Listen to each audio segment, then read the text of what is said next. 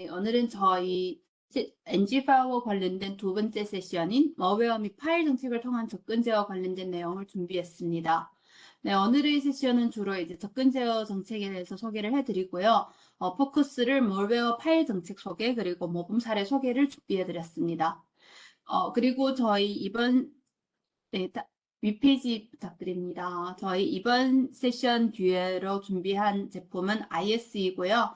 다음 세션은 3월 10일 똑같은 시간인 오후 2시에 시작하도록 하겠습니다. 네, 저희 오늘 세션 진행 중에 질문이 있으시다면 오른쪽 하단에 있는 Q&A 창에 질문을 입력해 주시면 되고요. 패널리스트로 선택을 해 주신다면 감사하겠습니다. 그리고 세션이 완료된 다음에 혹시 질문이 있으시다면 현재 보이시는 메일 주소로 메일을 보내주시면 저희가 똑같이 답변을 해드리도록 하겠습니다. 메일 주소는 잠시 후 제가 채팅창에 다시 공유를 해드리도록 하겠습니다. 네, 저희 세션이 완료된 다음에는 설문조사가 발송되는데요. 가능하시다면 모두 만족함 또는 5점으로 체크해 주시면 감사하겠습니다. 네, 그럼 오늘 저희 세션을 딜리버리 해드릴 남서영 프로님이 계시고요. 그리고 패널리스트로 한영 프로님, 신정석 프로님, 그리고 저랑 이렇게 세 분이 계시니까요. 질문이 있으시면 언제든지 문의 바랍니다. 네, 그럼 이제 마이크를 남서영 프로께 넘기도록 하겠습니다. 네, 감사합니다. 네, 여러분 안녕하세요. 오늘 저희 시즌 두 번째 세션으로 다시 돌아온 남서영입니다. 네, 아까 저희 이청 프로님 말씀드렸다시피 네, 오늘 세션을 통해서 저희가 그 접근 제어를 설정을 할 때 들어가는 여러 가지 조건들에 대해서 한번 알아보도록 하겠고요. 그리고 이 여러 조건들 중에 하나인 그 주요하게는 그 멀웨어 및 파일 정책에 대해서 저희가 오늘 한번 같이 보도록 하겠습니다. 그리고 접근 제어 정책을 설정을 할 때, 그 저희 시스코에서 권장을 드리는 베스트 프랙티스 모범 사례에 대해서 설명도 드리겠고요. 그래서 만약에 지금 현재 지금 접근 제어 정책 룰을 방화벽에 여러 개 설정을 해서 사용하시고 계시거나 아니면은 멀웨어 라이선스를 보유하고 계시고 파일 정책을 설정을 해서 지금 사용 중이시면은 오늘 세션이 아마 큰 도움이 되지 않을까 그렇게 생각을 하고 있습니다. 그래서 오늘 제가 소개해드릴 내용 아젠다를 이렇게 세 가지로 나눠봤는데요. 방금 말씀드린 요 순서에 따라서 소개해드리도록 하겠습니다.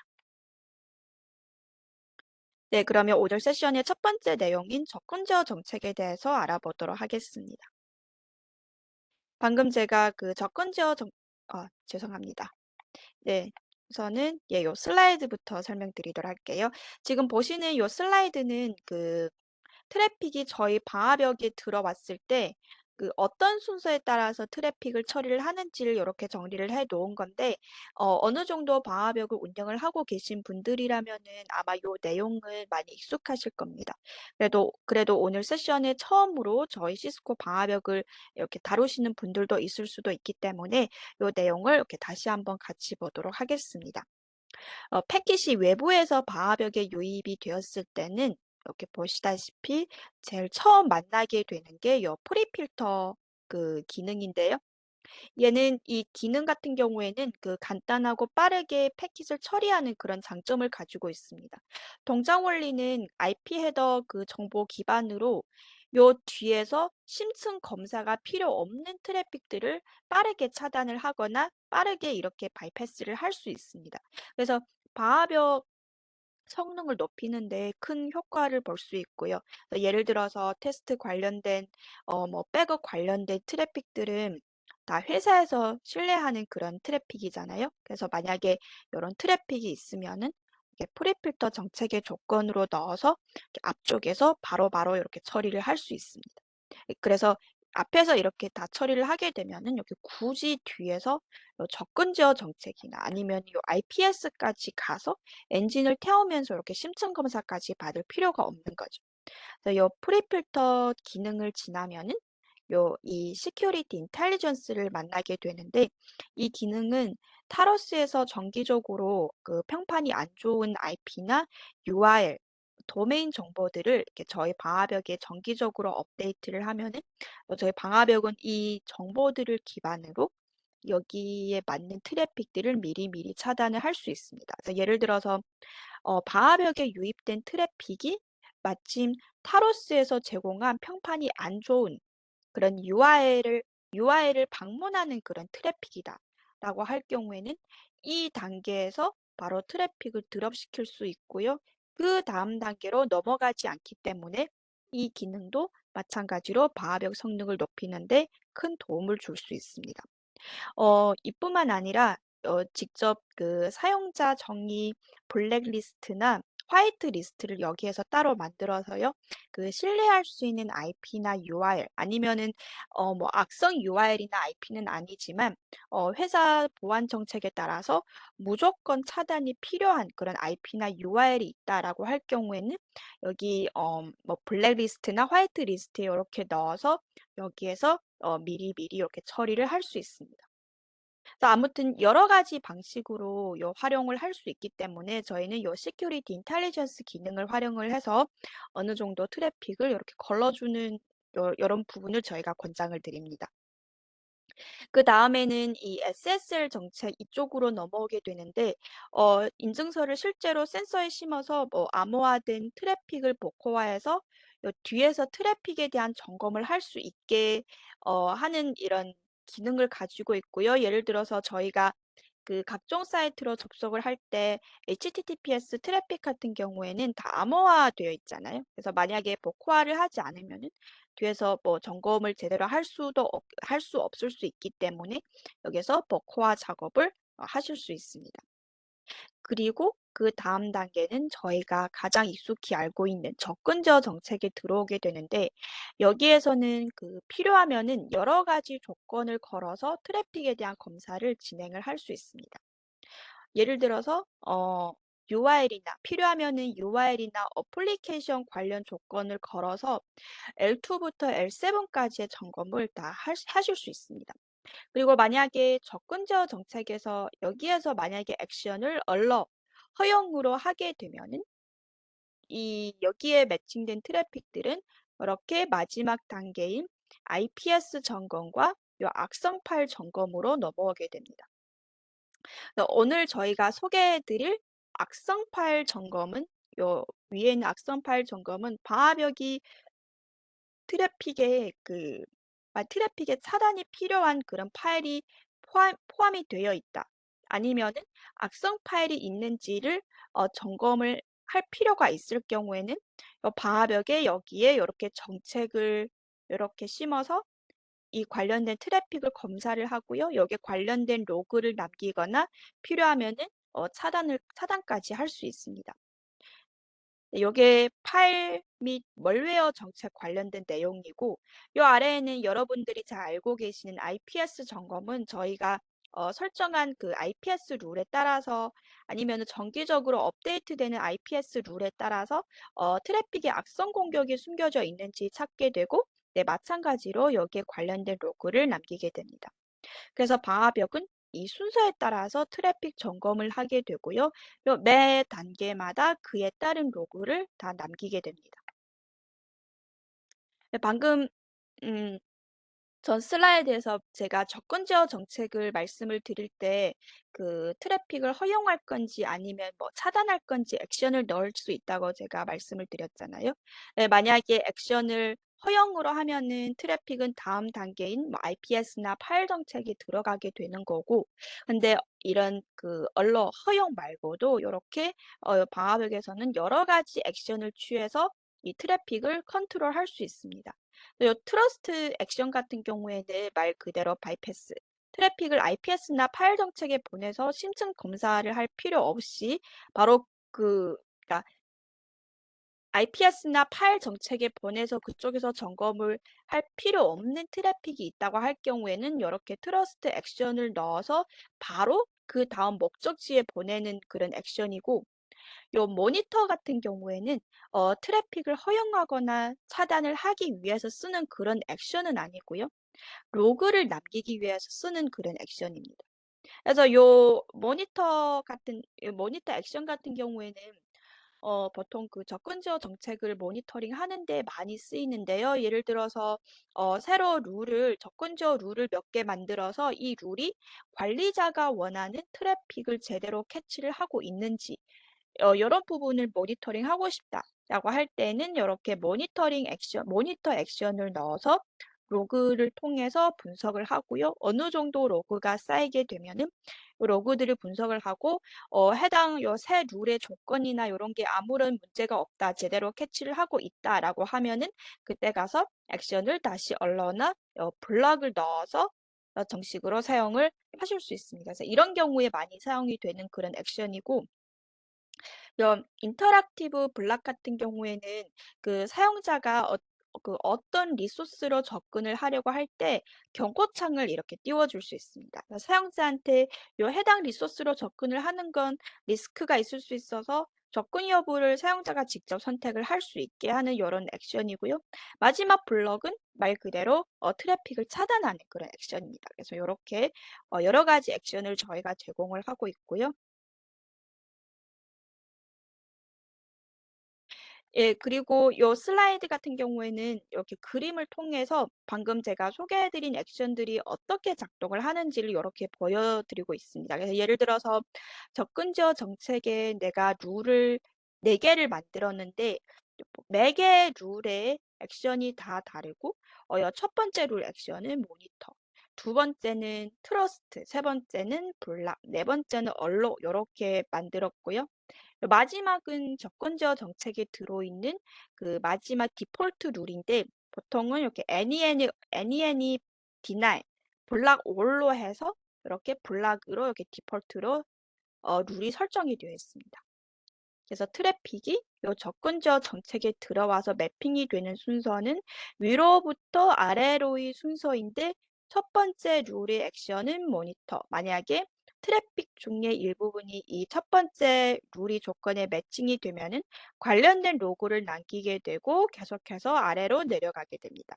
두 번째 룰의 액션은 트러스트인데 두 번째 룰이 조건에 만약에 트래픽이 매칭이 되는 게 있으면은 이 트래픽은 바로 이렇게 바하벽 다음에 목적지로 바이패스가 되고요. 뭐 IPS 점검이나 파일 점검은 따로 하지 않게 됩니다.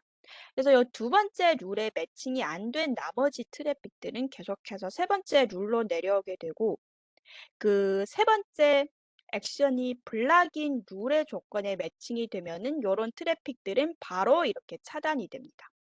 그리고 또 나머지 트래픽들은 네 번째 룰로 내려오게 되고 마찬가지로 네 번째 룰의 조건이 매칭이 되는 트래픽이 있다라고 하면은 그 다음 단계인 IPS 점검과 파일 점검을 받게 되고요.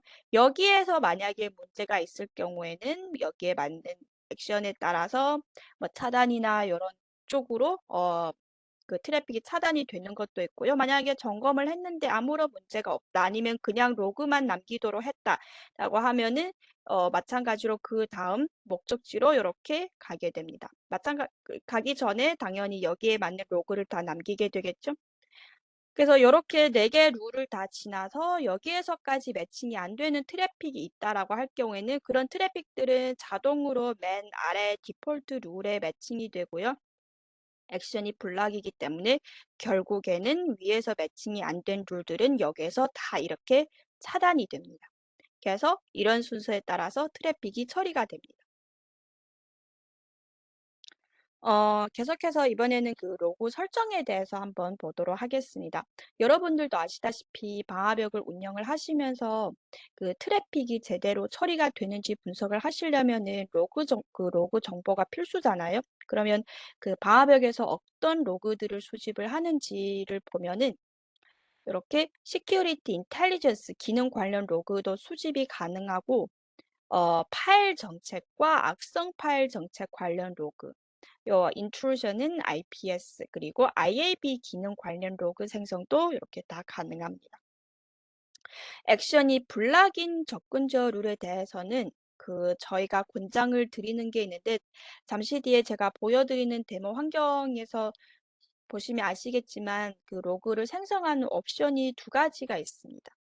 근데 블락을 선택을 하면은 그 중에 옵션 중에 연결이 시작될 때 로그를 남기는 옵션만 활성화되어 있는데요. 그래서 액션이 블락인 경우에는 이렇게 연결이 시작될 때 로그를 남기는 옵션을 저희가 선택을 해서 로그를 남기는 걸 권장을 드리고, 만약에 액션이 허용으로 되어 있으면은 연결이 끝날 때 로그를 남기는 옵션을 선택하는 걸 저희가 권장을 드립니다. 왜냐하면 연결이 끝날 때 로그를 남기면은 로그에 더 많은 정보들이 포함이 되어 있기 때문에 나중에 로그 분석을 할 때 더 쉬워질 수 있기 때문입니다. 접근 제어 룰에서 트러스트 액션을 빼고 다른 액션들은 다 로그 수집이 가능하고요. 나중에 룰 설정을 할 때 어떤 룰에 대해서 어떤 형식의 로그를 남길지는 본인의 요구에 따라서 선택을 하시면 되겠습니다. 로그 저장 관련해서는 디폴트로는 FMC의 로그가 저장이 되지만 아시다시피 제한이 있다 보니까 만약에 썩 전에 로그까지 다 저장해서 보고 싶다라고 하실 경우에는 이렇게 심 같은 플랫폼을 이용을 하셔야 합니다. 그리고 접근 제어 정책을 설정을 할 때 자주 적용하는 각종 이런 오브젝트가 있는데, 예를 들어서 저희가 룰을 설정할 때 보통 한 개 IP 또는 IP 대역을 여러 개 룰의 조건으로 넣는 경우가 많잖아요. 그러면 똑같은 대역 정보를 여러 룰에 이렇게 여러 번 나눠서 수동으로 추가를 해줘야 하는데, 이럴 때 이렇게 오브젝트 기능을 사용을 하시면은 이런 작업이 많이 쉬워질 수 있습니다. 이렇게 네트워크 오브젝트를 하나 생성을 해서 요 안에 자주 사용이 되는 회사 IP나 IP 대역을 넣으면은 나중에 룰을 설정을 할 때 수동으로 IP를 입력하실 필요 없이 바로 요 네트워크 오브젝트를 바로 적용을 해서 넣을 수 있습니다. 그리고 만약에 이 대역에 변화가 생겨서 수정을 해야 한다면은 요 네트워크 오브젝트 안에 있는 요 IP 대역만 수정을 하면 되는 거고, 굳이 각종 룰에 돌아다니면서 하나하나 대역 하나하나 수정을 할 필요가 없습니다. 그래서 이 IP 그리고 요 네트워크 오브젝트는 접근 제어 룰에만 적용이 되는 게 아니라 네트워크 디스커버리 정책에서도 사용이 됩니다. 그리고 보시면은 요 네트워크 오브젝트뿐만 아니라 여기 보시면은 URL 오브젝트도 이렇게 만드실 수도 있고요. 그리고 여기 보시면은 요 변수값, 저희가 IPS 룰 튜닝을 할 때 꼭 사용을 해야 하는 그런 룰 튜닝을 할 때 그 변수값은 무조건 들어가야 되는 거기 때문에 요것도 이렇게 오브젝트 타입으로 되어 있는 거고, 아래 이런 PKI 오브젝트 인증서, 그리고 여기 보시면 파일 리스트도 이렇게 다 오브젝트에 속합니다. 그래서 여러 가지 종류의 오브젝트 타입이 있기 때문에 각종 룰이나 이런데 이렇게 어, 요긴하게 사용을 하시면 됩니다. 그리고 이 슬라이드는 저희가 접근 제어 정책을 설정을 할 때 필요한 조건하고 이 정책의 인용에서 활용하는 여러 가지 기능을 이렇게 정리한 그런 슬라이드인데, 보시면은 이렇게 네 가지로 나눠져 있습니다. 파란색 부분은 접근 제어 정책 전에 작동이 되는 그런 기능들인데, 여름 프리필터, 시큐리티 인텔리전스, SSL 이런 정책들이 들어가 있고, 녹색 부분은 요 기본 조건.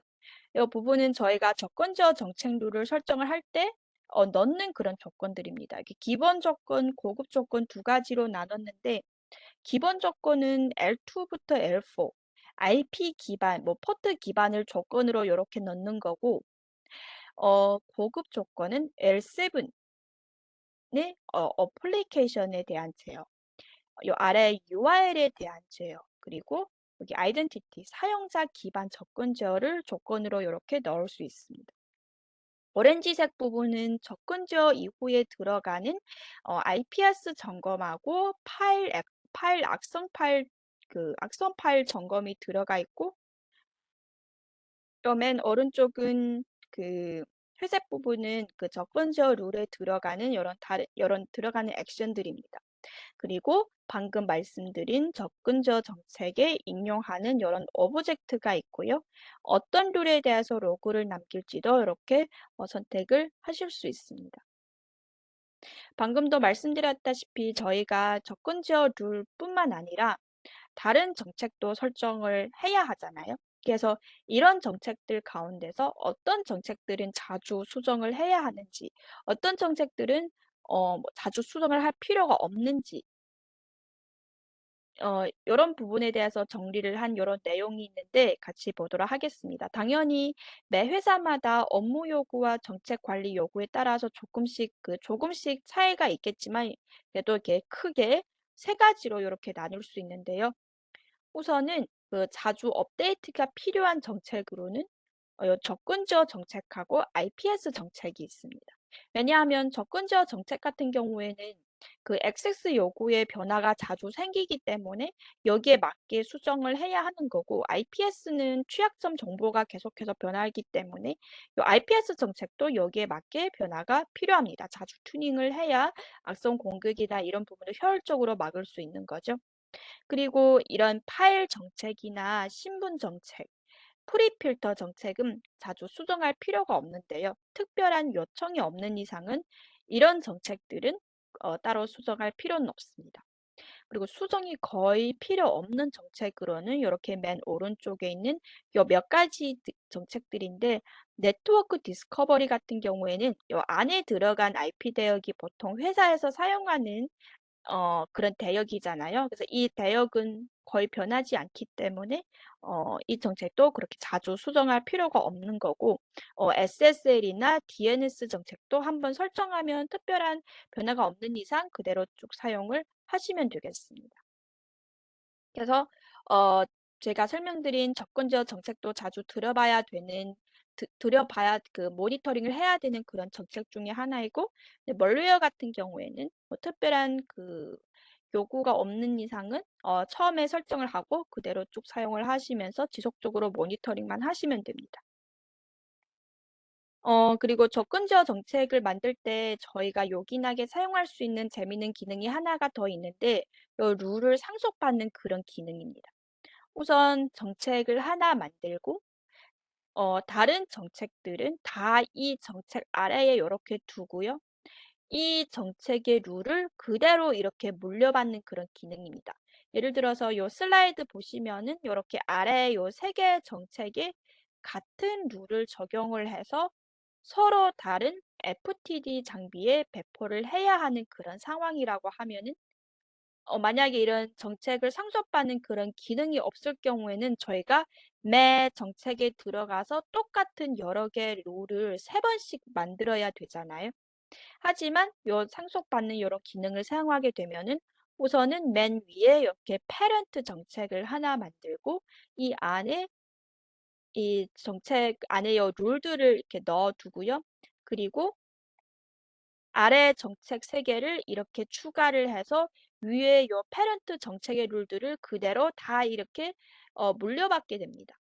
그리고 필요하면은 매 정책의 룰들의 조건들을 조금씩 변경을 하거나 룰 하나 두 개를 몇 개 더 추가를 하면 되는 겁니다. 그래서 이 기능을 이용을 하면은 룰 설정을 할 때 시간을 많이 절약할 수 있고요. 같은 룰들을 여러 번 이렇게 생성하는 과정에서 생기는 실수들을 줄일 수 있습니다. 이게 그 정책을 룰을 상속받는 그런 기능입니다. 요 슬라이드는 커넥션 이벤트 관련된 내용인데, 요 로그를 보는 부분은 잠시 뒤에 제가 데모 환경에 들어가서, FMC 환경에 들어가서 요 로그에 어떤 내용들이 포함이 되어 있는지 그때 같이 보도록 하겠고요. 요 유니파이드 이벤트 같은 경우에는 이거는 그 FMC 7.0부터 지원이 되는 그런 새로운 기능인데, 보통은 저희가 로그 분석을 할 때 우선 그 FMC 화면에 그 어널리시스 아래에 방금 보셨던 그 커넥션 이벤트에 들어가서 일단 먼저 로그를 보다가 또 그 아래 IPS에 내려가서 또 로그를 한번 분석하고, 또 필요하면 또 시큐리티 인텔리전스에 가서 또 로그를 보고, 이게 로그를 보는 게 다 흩어져 있다 보니까 로그를 보려면은 여기저기 옮겨가야 하잖아요. 근데 이 유니파이드 이벤트는 요 커넥션 이벤트, IPS 이벤트, 그러니까 IPS 로그, 파일 로그, 파일 멀웨어 정책 관련된 로그, 그리고 시큐리티 인텔리전스 로그, 요 로그들을, 요 네 가지 로그들을 한 곳에 다 이렇게 모아놨기 때문에 이리저리 옮겨가면서 로그를 확인하실 필요 없이 그냥 이 유니파이드 이벤트에 들어가서 이렇게 한 번에 한눈에 다 볼 수 있는 그런 장점을 가지고 있습니다. 그래서 요 기능을 사용을 하면은 로그 분석을 하는데 어느 정도 시간을 많이 단축을 할 수 있습니다. 네, 그러면 바로 FMC 화면에 들어가서 이 접근 제어 정책을 설정하는 방법하고 로그를 보는 방법에 대해서 같이 보도록 하겠습니다. 잠시만 기다려 주세요.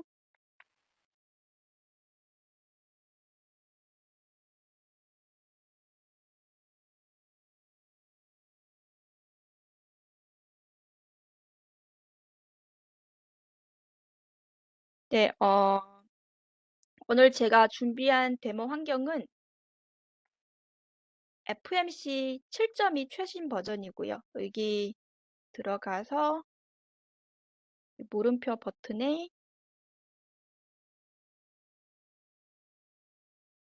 어바웃를 눌러서 들어가 보면은 잠시만요. 어바웃 버튼 눌러가서 들어가면은 이렇게 현재 사용하고 계시는 버전을 확인을 하실 수 있습니다. 그래서 지금 보시면은 현재 이렇게 7.2 버전, 스노트 버전 요런 뭐 LSP 버전, 이 스노트 3 사용하고 있어서 지금 LSP 버전이 나와 있고 BDB 버전, IPS 버전, 룰 버전, 지오로케이션 업데이트 버전 요런 내용들을 여기에서 이렇게 다 확인을 하실 수 있습니다.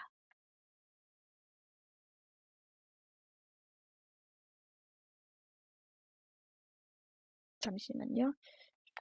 조금 느리네요. 네, 그래서 일단은 여기에서 접근 제어 정책에 들어가려면은 이렇게 폴리시 아래에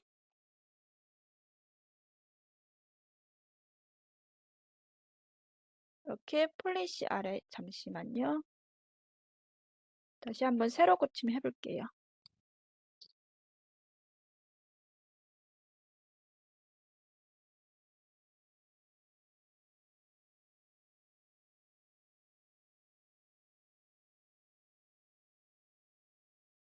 일단은 여기에서 한번 보도록 하겠습니다. 이 폴리시 아래에 어, 액세스 컨트롤을 클릭해 주셔야 하고요.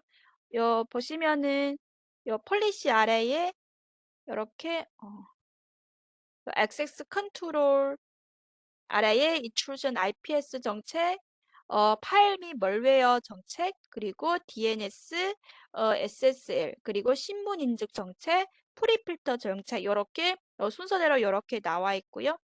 보시면은 요 내용들이 다 위에 액세스 컨트롤 아래 이렇게 들어가 있습니다. 그래서 액세스 컨트롤은 뼈대 역할을 하고 있는 그런 정책이고 이 아래 정책들은 미리 다 설정을 하신 다음에 접근 제어 정책에 인용을 해서 사용을 하시면 됩니다. 그러면 이렇게 접근 제어 정책에 들어가 보면은 이렇게 지금 룰 하나가 지금 나와 있고요.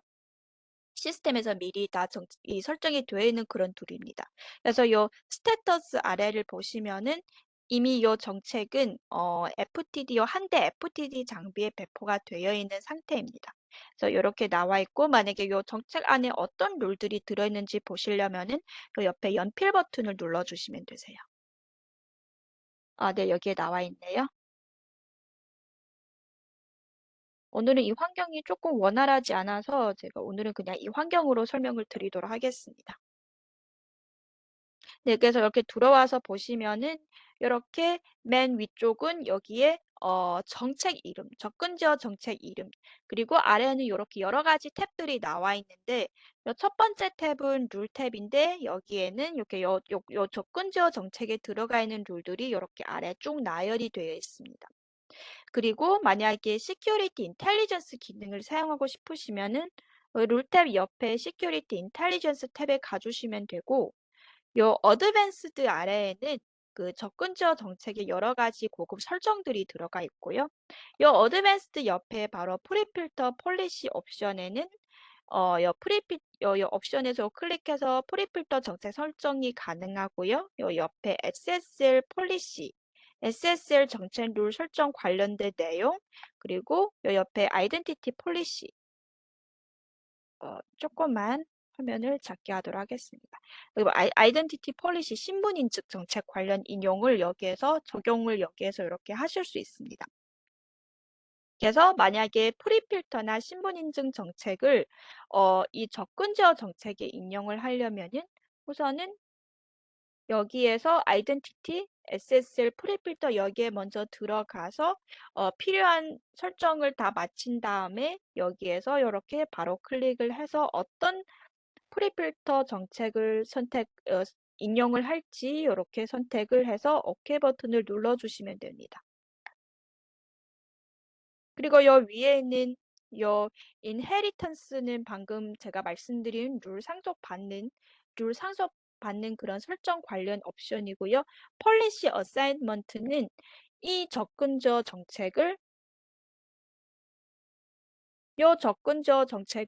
어느 FTD 장비에 배포를 할지 선택을 하는 그런 옵션입니다. 보시면은 지금 이 환경에는 요 버추얼 FTD 한 대밖에 없는데 지금 여기에 이렇게 되어 있고요. 만약에 직접 운영하시는 환경 보시면은 이렇게 FTD 방화벽 장비가 여러 대 있는데요. 만약에 요 정책을 여기에 있는 그 FTD 장비에 배포를 하고 싶다라고 하면 이렇게 선택해서 Add to Policy에서 여기 이렇게 넣어주시면 되십니다. 그래서 OK 버튼 눌러주시면 되시고요.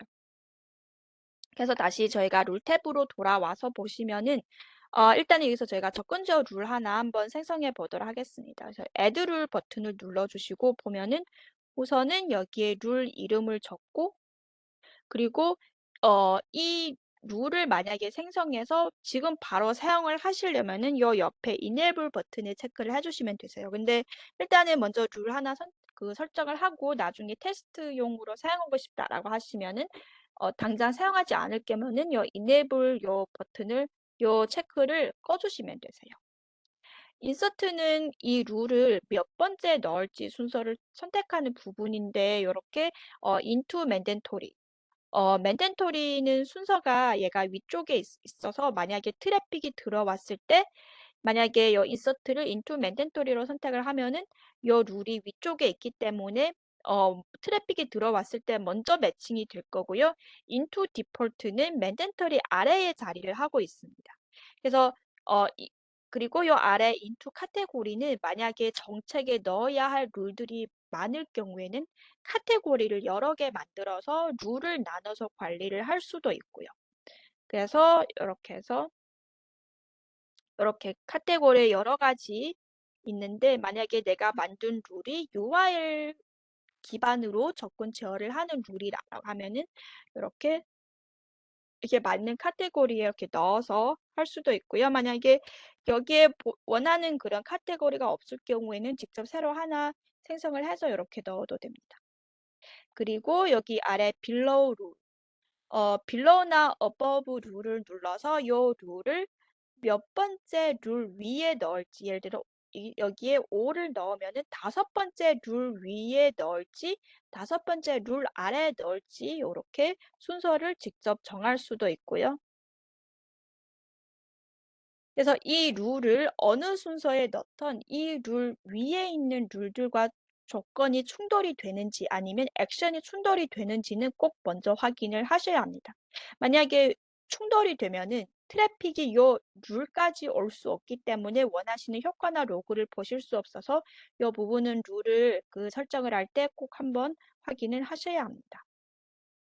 그리고 이번에는 요 아래 액션을 클릭을 하면은 아까 언급드린 여러 가지 액션이 나오는데 여기에 블락 위드 리셋은 아까 보이진 않았잖아요. 요거는 그 트래픽을 차단할 뿐만 아니라 커넥션을 리셋해서 사용자가 다시 연결을 시도할 수 없게 하는 그런 액션이고 마찬가지로 인터랙티브 블락 위드 리셋은 마찬가지로 사용자가 액세스 거부를 선택을 했을 때 관련된 TCP 연결을 리셋해 줄 수 있습니다. 요 옆에 타임 렌지는 요 룰을 언제 사용을 할지 이렇게 시간 범위를 또 선택을 하실 수도 있으세요. 예를 들어 테스트용으로 사용을 할 때. 업무 시간에는 요 룰을 돌리고 싶지는 않지만 테스트를 해야 되기 때문에 비업무 시간에 요 룰을 한번 돌려서 로그를 수집하고 싶다라고 하면은 요 시간대를 정해서 요 룰만 요 시간대에 돌아가게 이렇게 설정을 하실 수도 있습니다. 그리고 요 아래에는 이 룰에 들어갈 조건을 넣는 부분인데 존에서는 보통 저희는 뭐 사전에 미리 오브젝트를 생성한 다음에 다시 여기에서 인용하는 방식으로 사용을 할 수 있고요. 옆에 네트워크도 마찬가지로 미리 이렇게 네트워크 오브젝트를 미리 다 만들어서 요 네트워크 오브젝트에 IP나 IP 대역을 넣어서 생성한 다음에 여기서 이렇게 선택을 하실 수 있습니다.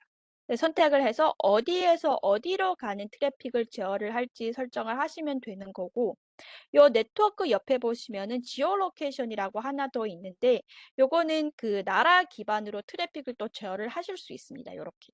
예를 들어서 저희 회사는 일본하고 업무상 교류가 완전히 없습니다라고 할 경우에는 여기에서 아시아에서 이렇게 저펜을 이렇게 선택을 한 다음에 이 저펜을 이렇게 소스 네트워크에 이렇게 넣어주시면은 일본에서 오는 트래픽들은 다 차단을 할 수 있게 여 위에 블락을 눌러서 이런 방식으로 설정을 하실 수도 있습니다. 그리고 이 VLAN 기반으로도 조건을 이렇게 넣을 수도 있고요. 유저 탭에서는 저희 그 방화벽이 AD하고 ISE하고 예를 들어서 먼저 AD와 결합이 되어 있으면은 여기에서 지금 이 환경이 AD하고 결합이 되어 있는 상태인데 이렇게 여기에서 사용자 기반으로 그러니까 AD에서 가져온 사용자 정보를 이렇게 보실 수 있고요. 요 사용자 기반으로 트래픽을 차단할지 바이패스를 할지 이렇게 조건을 넣을 수 있습니다. 어플리케이션, 요거는 L7 단계의 접근 제어고요. 왼쪽에는 리스크가 높은 어플리케이션만 저희가 조건으로 선택을 할지 아니면은 이렇게 보면은 비즈니스 레리번스 업무하고 연관성이 높은 어플리케이션만 선택을 해서 회사 직원분들은 여기에만 접속을 할 수 있다라고 이렇게 조건을 넣어서 룰을 만들 수도 있고요. 그래서 예를 들어서 여기에서 비즈니스 레리번스 very low 업무하고 아예 연관성이 없는 그런 어플리케이션은 차단을 하고 싶다라고 하면은 이렇게 선택을 하시면 되고요. 여기에는 요 very low 범위에 들어간 요 어플리케이션 정보들이 쭉 나오게 됩니다. 그래서 여기에서 이렇게 필터된 913개 어플리케이션 가운데서 이렇게 몇 개만 사이트 이렇게 선택을 해서 조건으로 넣을 수 있는데 만약에 이 모든 걸 다 차단하고 싶다라고 하면은 all apps matching the filter라고 이렇게 선택을 해서 여기에 들어간 건 다 차단할 수 있도록 이렇게 룰을 선택을 하실 수도 있습니다. 이런 형식으로 조건을 넣으실 수도 있습니다. 보면은 비즈니스 레리번스, 업무 연관성, 리스크 높고 낮음, 타입, 그리고 카테고리 이렇게 보시면은 이렇게 AD 포털 아니면은 또 아래 보시면은 이메일, 파이낸스, 게이밍, 뭐 게임 사이트로 진입을 하는 걸 저희는 막고 싶어요 하면은 게임을 선택을 하면은 이렇게 게임 관련된 이런 어플리케이션들이 자동으로 필터되어서 나오고요. 여기에서 더 나아가서 게임 관련된 어플리케이션 중에 리스크가 높은 사이트는 차단을 하고 싶어요라고 하면은 리스크 중에 very high를 선택을 하면은 이렇게 두 개만 요 필터가 됩니다. 아니면 요 하이까지 선택해서 25개 필터해서 요걸 다 넣어서 여기는 회사 직원분들이 접속을 하지 못하게 하겠습니다. 라고 이렇게 조건을 넣어 주실 수도 있습니다. 그래서 어플리케이션은 이런 형식으로 이용을 하시면 되고요. 포트 탭에서는 보통은 그 네트워크 조건과 결합해서 사용하는 경우가 많은데 앞에서 특정 IP나 IP 대역을 설정을 했으면은 특정 포트를 여기에서 설정을 하시면 되고요. 직접 이렇게 아래에 80 포트라고 수동으로 입력을 하셔도 되고 왼쪽에서 바로 이렇게 HTTP를 선택을 하실 수도 있으세요. 그래서 이 HTTP를 선택을 하면 여기에서 이렇게 80으로 적는 것보다 여기에서 HTTP를 선택을 하면 더 좋은 점이 보통 HTTP 트래픽이 무조건 80 포트로 들어올 거라고 저희가 단정을 하지 못하잖아요. 뭐 8080 혹은 다른 포트로도 여기 들어올 수 있기 때문에 이렇게 HTTP를 조건으로 바로 넣게 되면은 이 트래픽이 어떤 포트로 들어오든 다 HTTP 트래픽이면 다 저희가 컨트롤할 수 있다. 이런 형식으로 이렇게 사용을 하실 수 있습니다. 차단할 수 이런 형식으로 이렇게 포트를 인식을 해서 차단하거나 바이패스할 수 있는 거는 저희 네트워크 디스커버리 그 기능의 디폴트 룰이 전체 대역의 어플리케이션을 수집할 때 이런 포트 정보들을 다 같이 수집을 하기 때문에 저희가 이런 형식으로 이렇게 조건을 넣어서 트래픽을 제어를 할 수 있습니다. 요 옆에 URL 탭에서는 그 어플리케이션하고 마찬가지로 L7 기반의 제어를 할 수 있는데요. 근데 어플리케이션은 저희가 이렇게 사용을 하면 되지만 URL 같은 경우에는 따로 그 URL 필터링이라는 라이센스를 따로 구매를 하셔야 합니다. 만약에 이 라이센스를 보유하고 계시지 않으시면은 여기에서 뭐 차단하거나 바이패스할 URL을 예를 들어서 네이버닷컴 이렇게 직접 URL을 직접 수동으로 입력해서 사용을 하실 수는 있지만 이렇게 저희 시스코에서 이미 다 이렇게 분류를 한 URL 정보들을 조건으로는 또 사용을 하실 수 없습니다. 그래서 만약에 이렇게 광고 관련된 연관된 URL들은 다 차단하고 싶어요 라고 할 경우에는 여기 카테고리에서 애드버타이즈먼트 그리고 레퓨테이션에서 any를 이렇게 선택해서 넣어주시면 되는 거고 여기에서 광고 관련 URL에서 편판이 안 좋은 것만 골라서 차단하고 싶다라고 하면은 레퓨테이션에서 요, 요 블락 위에 액션 블락을 하고 이 레벨 2를 선택을 하면은 이렇게 2하고 1 내용이 같이 이렇게 추가가 됩니다. 그래서 이런 형식으로 사용을 하시면 되십니다. 그래서 여기까지 이렇게 필요한 정보들을 다 넣어주신 다음에 옆에 요 로깅 탭으로 가면은 요 룰에 대한 로깅 설정을 할 수 있습니다. 그래서 저희가 권장드리는 거는 액션이 이렇게 블락일 때는 로그의 beginning of connection, 연결이 시작될 때 로그를 남기는 옵션만 얘는 지금 활성화되어 있어서 이걸 체크를 해서 선택을 하시면 되는데 만약에 allow로 했을 경우에는 저희는 요거 말고 두 번째 연결이 끝날 때 로그를 남기는 이런 옵션을 선택을 하는 걸 권장드립니다. 그래서 이렇게 다 하신 다음에 add 버튼 누르고 add 버튼 눌러주신 다음에 요 맨 위에 save 버튼을 눌러주시면 되겠습니다. 그래서 여기 접근 제어 룰을 만드는 부분이고 로그를 보시려면은 요 폴리시 옆에 애널라이즈 눌러주시고요. 보시면은 바하벽의 모든 로그 관련 내용들이 다 여기에 들어가 있습니다. 접근 제어 정책 관련 로그를 보시려면은 커넥션 아래에 이벤트, 요 아래에 또 시큐리티 인텔리전스 이벤트가 들어가 있고 인트루션 IPS 로그를 보시려면은 요 인트루션 아래에 이벤트를 눌러서 들어가시면 되고 파일 및 멀웨어 정책 관련 로그는 각각 이렇게 파일 이벤트하고 멀웨어 이벤트로 들어가서 보시면 됩니다. 그러면 이 커넥션 아래 이벤트를 눌러서 한번 들어가 볼게요. 네, 여기에서는 우선은 먼저 그 연결이 시작된 그 시간하고 연결이 끝난 시간이 이렇게 먼저 나오고 관련된 액션이 블락인지 allow인지 이렇게 내용이 뜨고요. 그리고 이니셔터 IP, 가 소스 IP, 그리고 리스폰드 IP, 뭐 데스티네이션 IP죠. 그리고 나라 정보, 리스폰드 그러니까 목적지 IP의 나라 정보.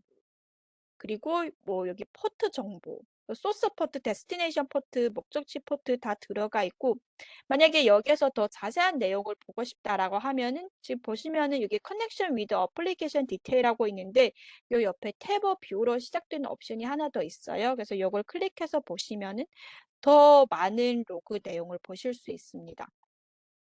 그래서 여기 보시면은 만약에 방화벽이 AD하고 ISE와 만약에 결합이 되어 있으면은 이렇게 이니셔터 유저 이렇게 유저 정보까지 다 이렇게 가져와서 보여드릴 수도 있고요.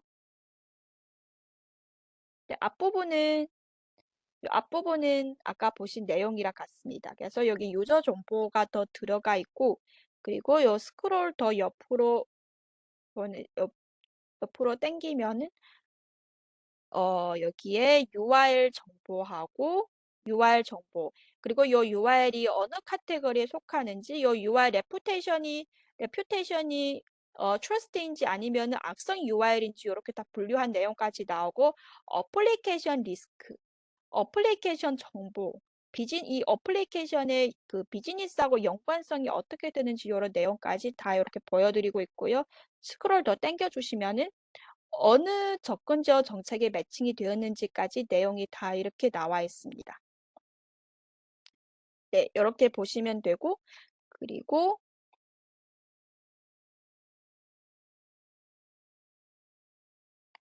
죄송합니다.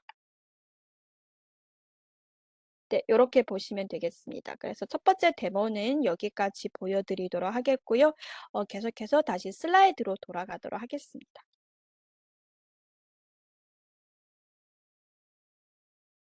네, 계속해서 오늘 세션의 두 번째 내용인 그 파일 및 그 악성 파일 정책에 대해서 같이 보도록 하겠습니다.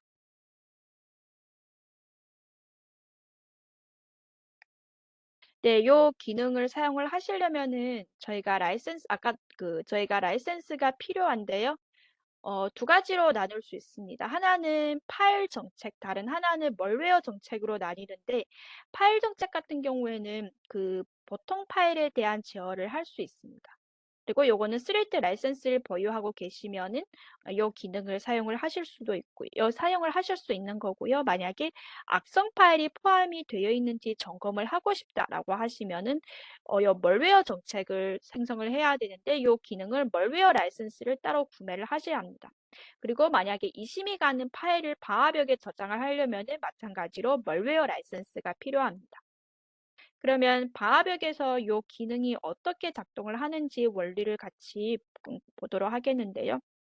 우선은 보통 파일에 대한 제어를 보려면은 그 관련된 룰을 설정을 할 때 이렇게 여러 개 조건을 추가를 할 수 있는데요. 첫 번째는 여기에 이 파일 타입 카테고리하고 파일 타입, 그 카테고리하고 타입에 따라서 어떤 정도의 파일만 제어를 할지 여기에서 선택을 하실 수 있습니다. 예를 들어서 회사 보안이 조금 엄해서 그 내부 직원분들이 오피스 관련된 문서를 밖으로 전송을 하는 걸 금지를 하고 싶어요. 제어를 하고 싶어요. 라고 하면 저희는 이 카테고리에서 오피스 다큐먼트를 체크를 하고 그 옆에 파일 타입에서 이 오피스 문서와 연관된 모든 파일 타입이 이렇게 쭉 뜨게 됩니다. 여기에서 저희는 PPT 문서만 제어를 할 수 있게 선택을 할 수도 있고, 아니면 오피스 관련된 모든 파일을 다 제어하고 싶다라고 하면은 all 타입을 선택을 하시면 되겠습니다. 그래서 이렇게 카테고리에 따라서 제어할 파일을 선택을 할 수 있을 뿐만 아니라 이렇게 어떤 프로토콜을 통해서 들어온 파일인지 이런 프로토콜도 선택이 가능합니다. 마찬가지로 여기에서 몇 개만 선택을 하실 수도 있고, any를 선택을 해서 여기에 나와 있는 모든 종류의 프로토콜을 통해서 들어온 파일들을 다 조건으로 넣을 수도 있습니다. 그리고 내부에서 나가는 파일을 점검을 할지, 외부에서 들어오는 파일을 점검을 할지 선택을 하실 수도 있고요. 만약에 두 방향 다 컨트롤하고 싶으시면 마찬가지로 any를 선택을 하시면 되겠습니다. 보통 파일 같은 경우에는 저희는 두 가지 조치를 취할 수 있는데, 하나는 블락 발발 그대로 파일을 차단하는 거고, 두 번째는 디텍 파일, 회사 직원분들이 어떤 파일들을 주고 받았는지를 모니터링만 하고 따로 차단을 하지 않는 그런 액션을 취할 수 있습니다. 만약에 멀웨어 라이선스를 더 보유하고 있다라고 하시면은 이 위에 세 가지 조건은 변하지는 않고요. 이 파일 액션에 이 해당 파일이 악의적인지 아닌지를 더 확인하는 그런 액션 두 가지가 더 붙게 됩니다. 그래서 이렇게 블락 멀웨어와 디텍트 멀웨어 두 가지가 있는데, 블락 멀웨어는 만약에 악의적인 파일이라고 확인이 되었을 때는 차단하는 거고, 디텍트 멀웨어는 요 위에 디텍트 파일과 마찬가지로 악의적인 파일인 나중에 어떤 행동을 하는지 그 로그를 수집하고 모니터링하는 그런 액션입니다.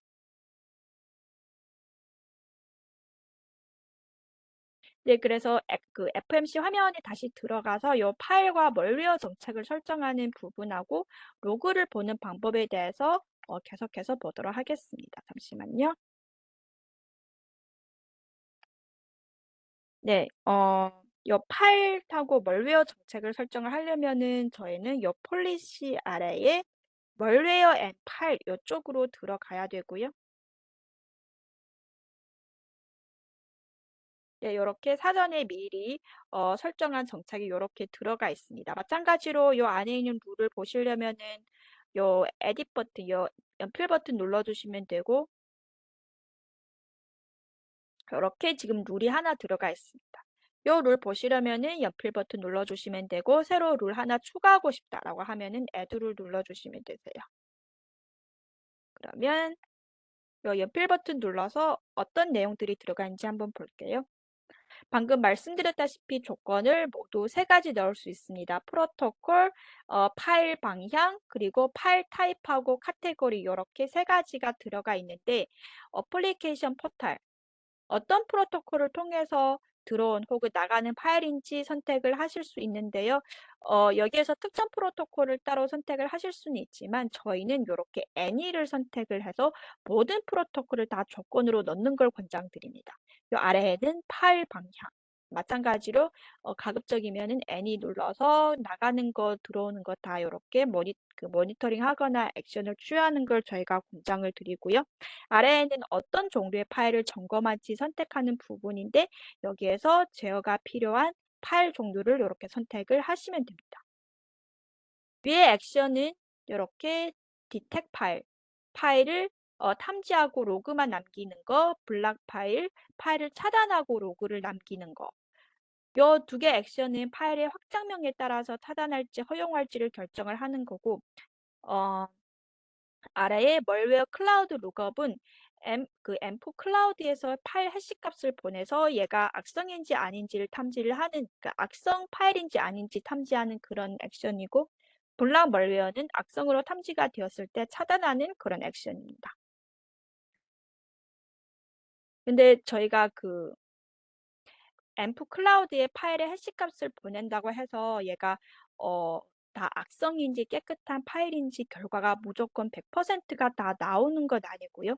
만약에 클라우드에 어떤 파일의 해시 값이 만약에 클라우드에 이 파일의 해시 값이 없다고 할 경우에는 이 파일이 악성인지 아닌지를 저희가 구분을 할 수 없습니다. 그래서 이럴 경우에는 앰프에서는 FMC의 unknown 파일이라고 결과를 보내게 되는데요. 그러면 저희는 이 파일의 악성 여부를 다시 한번 점검을 하기 위해서 그 스레드 그리드라는 샌드박스에 이 파일을 다시 보내서 이 샌드박스에서 직접 실행을 해보게 할 수 있습니다. 그리고 스레드 그레이드에서 이 파일에 대한 점수를 매기게 되고 이 내용을 또 앰프 클라우드에 동기화를 하게 됩니다. 그러면 저희는 스레드 그레이드에서 보낸 점수를 보고 직접 나중에 똑같은 파일이 들어오면 차단을 할지 안 할지를 결정을 해야 되는 거고요. 그래서 파일의 악성 여부를 앰프 클라우드와 스레드 그레이드 두 가지를 통해서 알아볼 수 있습니다.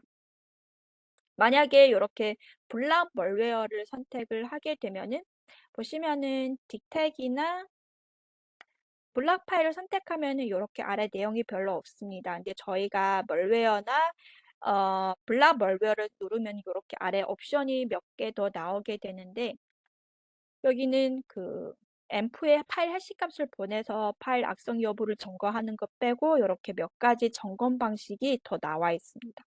스페러 어널리시스는 그 앰프 클라우드에서 MS 실행 파일만 따로 점검을 할 수 있는 그런 거고요.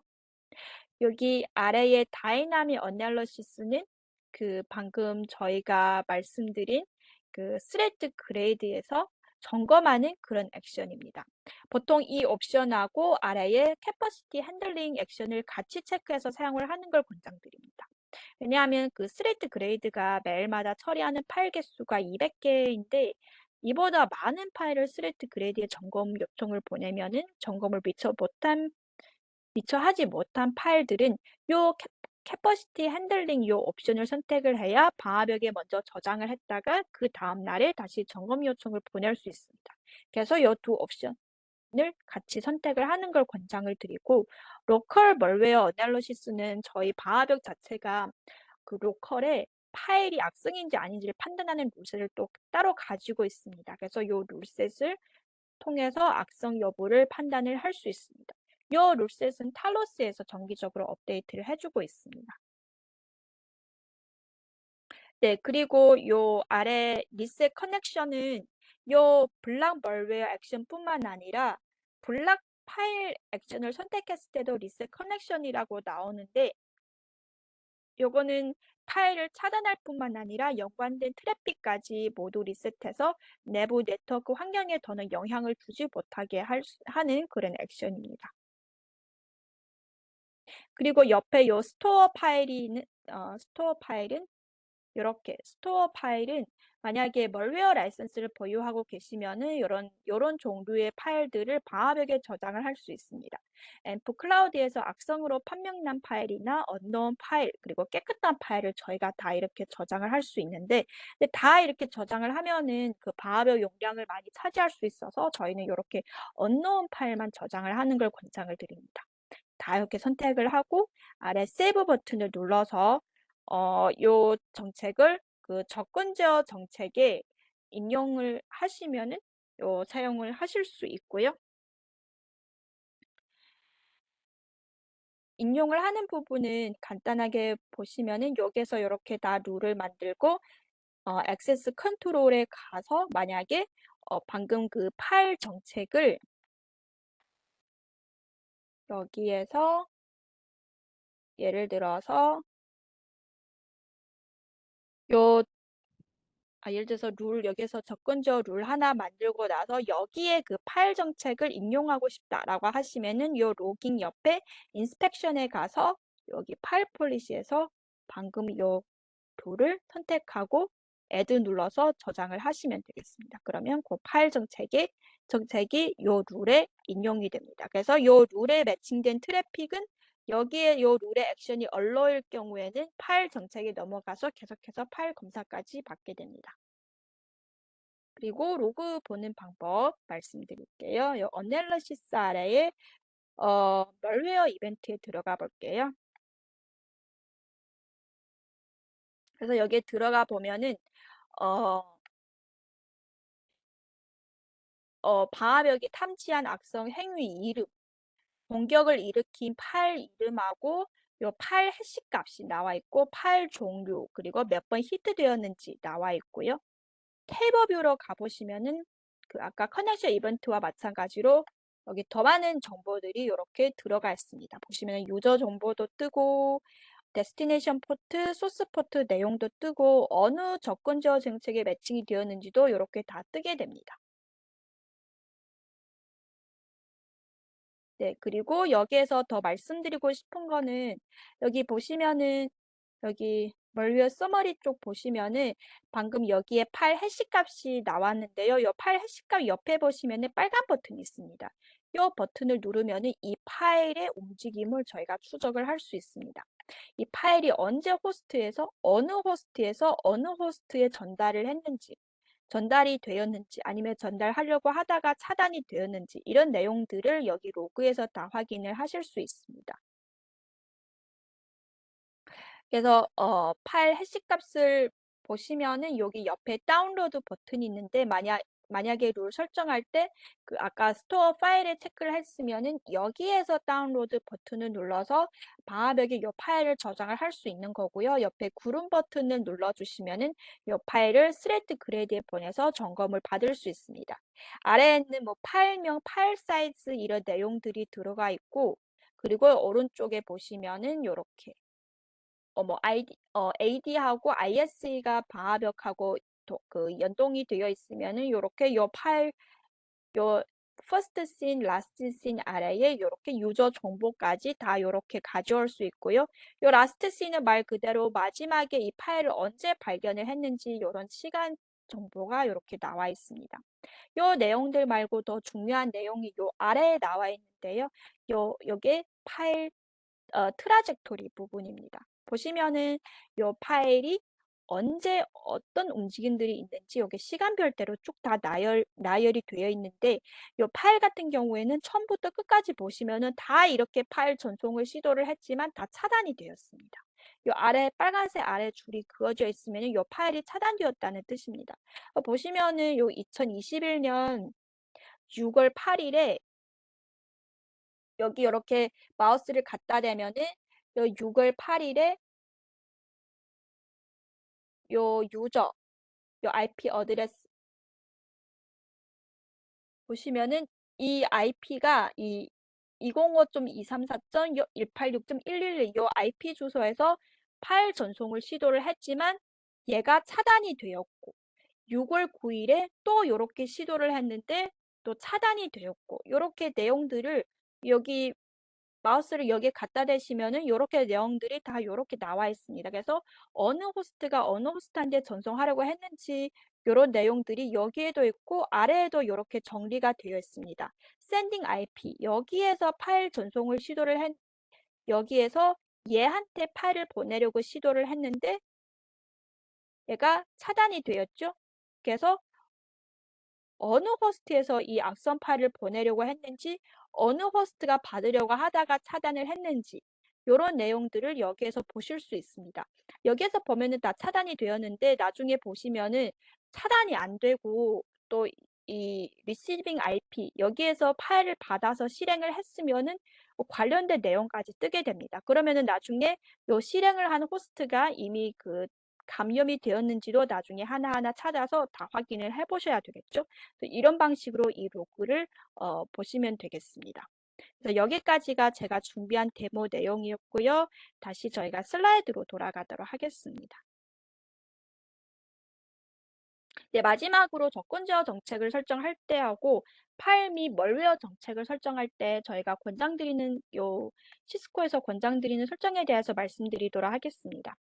우선은 그 접근 제어 정책 관련해서 저희가 권장드리는 설정은 그 패킷이 접근 제어 정책이 들어왔을 때 그 위에서 아래로의 순서로 내려가게 되는데요. 만약에 첫 번째 룰에 매칭이 되면은 바로 첫 번째 룰의 액션에 따라 처리가 되고 그 아래로 더 이상 내려가지 않습니다.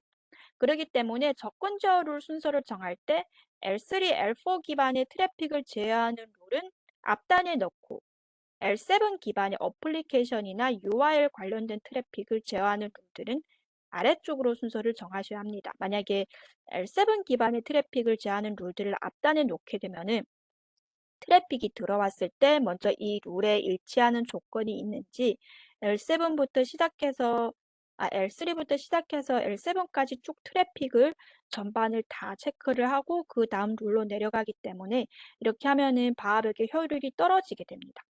그리고 만약에 그 접근 제어 정책 같은 룰들을 넣어야 여러 접근 제어 정책에 같은 룰들을 넣어야 할 경우에는 방금 전에 말씀드린 요 룰 상속받는 요 기능을 이용을 해서 룰 설정하는 시간을 많이 단축시킬 수도 있고요. 접근 제어 룰에 IP나 IP 대역을 조건으로 넣을 때는 이렇게 네트워크 오브젝트를 설정을 해서 적용하는 걸 권장드립니다. 만약에 접근 제어 룰에 포트를 조건으로 넣으려면 저희는 그 바하벽의 어플리케이션 정보를 탐지하는 어플리케이션 디텍션이라는 기능이 있는데 그 기능을 활용을 하는 걸 저희가 권장을 드립니다. 파일 및 멀웨어 정책 관련 권장 설정을 보면은 파일 룰이나 멀웨어 룰을 설정할 때 만약에 그 차단 액션을 넣으면은 아까 말씀드렸다시피 꼭 그 리셋 커넥션 요 액션이 하나 더 나와 있는데요. 요걸 체크를 하는 걸 저희가 권장을 드립니다. 요 액션을 체크를 해야 파일을 차단시킬 뿐만 아니라 연관된 트래픽을 모두 리셋할 수 있어서 이 트래픽이 회사 내부 네트워크 환경에 더 영향을 주지 않게 할 수 있습니다. 그리고 만약에 바하벽이 매일마다 처리해야 할 트래픽이 많을 경우에는 저희는 그 여러 종류의 파일을 다 바하벽에 저장을 하는 걸 권장드리지 않습니다. 아까도 말씀드렸지만 이렇게 하면은 바하벽의 용량을 다 차지하기 때문에 또 성능에 많이 영향이 갈 수 있잖아요. 그래서 필요하면은 앰프 클라우드에서 점검해서 나온 결과가 언노원인 파일만 저장해서 나중에 샌드박스에 보내서 점검을 다시 받는 걸 권장드립니다. 마지막으로는 저희가 룰을 설정할 때 어떤 타입의 파일을 점검을 할지, 어떤 프로토콜을 통해서 들어온 파일인지, 외부에서 들어온 파일인지, 뭐 외부로 나가는 파일을 점검을 할지 저희가 다 선택을 할 수 있잖아요. 근데 저희가 이 룰에 대해서 어떤 액션을 선택을 하는지에 따라서 어떤 타입의 파일들은 점검이 안 되는지 다 정해져 있습니다. 그렇기 때문에 룰 설정을 할 때 이 액션에는 어떤 종류의 파일만 점검이 가능한지를 잘 확인을 하시고 선택을 하셔야 합니다. 예를 들어서 방금 제가 잠깐 언급드렸던 스페러 어널리시스 같은 경우에는 M4 클라우드에서 MS 실행 파일만 검사를 할 수 있습니다. 근데 액션을 스페러 어널리시스 체크를 하고 모든 정도의 파일을 다 체크를 하게 되면은 이게 다 점검이 안 된다는 그런 에러 메시지가 뜰 수 있어서 그래서 이 부분은 요 파일 유형의 제한성은 꼭 체크를 하셔야 합니다. 네, 마지막으로 오늘 전달드린 내용에 대해서 간단하게 정리를 하도록 하겠습니다.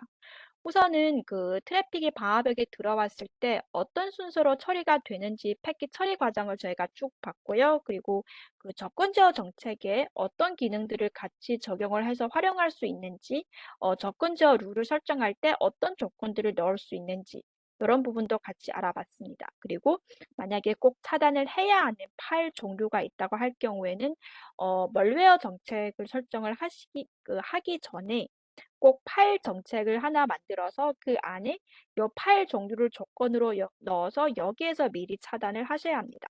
이렇게 하면은 굳이 그 멀웨어 정책에 가서 M4 클라우드에서 한번 살펴보고 또 샌드박스에 보내보고 하는 이런 과정을 줄일 수도 있고요. 그래서 방화벽의 성능을 높일 수 있습니다. 그리고 만약에 파일 종류 기반으로 파일 제어를 하고 싶다고 하면은 요 스리트 라이센스를 보유하고 계시면 되고요. 예를 들어서 뭐 굳이 악성 파일인지 아닌지 점검할 필요 없이 저희는 그냥 간단하게 그 오피스 중에 PPT 파일만 이렇게 제어를 하고 싶어요 라고 하면은 이런 거는 스레트 라이센스만 있으면은 실현이 가능하고 요거 말고 트래픽 중에 악성 파일이 있는지 점검을 하고 싶다라고 하면은 요 멀웨어 라이센스를 보유를 하고 계셔야 합니다. 그래서 요 라이센스 확인도 하셔야 되고 마지막으로는 접근 제어 정책과 그 파일 및 멀웨어 정책을 설정할 때 제가 그 방금 말씀드린 그 저희가 권장드린 내용에 따라서 설정을 하는 걸 네, 권장을 드립니다. 그래서 여기까지가 제가 준비한 모든 내용이었고요. 시간을 다시 저희 호스트분한테 드리도록 하겠습니다. 네, 남프로님 수고 많으셨습니다. 네, 여러분 혹시 오늘 세션에 대해서 질문이 있으시다면 지금 오른쪽 하단 Q&A 창에 질문을 입력해 주시면 되겠고요. 질문을 입력하시는 동안에 저희 다음 세션에 대해서 소개를 해드리도록 하겠습니다. 네, 저희 다음 세션은 IS에 관련된 세션을 준비해 드렸고요. 주로 이제 저희 IS의 하나의 기능이죠. 포스처 기능에 대해서 소개를 해 드릴 예정입니다. 네, 관심이 있으시면 많은 참석 부탁드리도록 하겠습니다. 네, 그리고 앞서 말씀드린 것처럼 저희가 세션이 완료된 다음에는 설문조사가 발송이 되는데요. 매우 만족함 또는 어점으로 체크해 주신다면 감사하겠습니다. 네, 뭐 지금까지 일단 Q&A 창에 올라온 질문은 없고요. 혹시 나중에 질문이 있으시다면 제가 채팅창에 보내드린 메일 주소로 메일을 주시면 되겠습니다. 네, 그럼 오늘 세션은 여기서 마치도록 하겠습니다. 수고하셨습니다. 네, 감사합니다.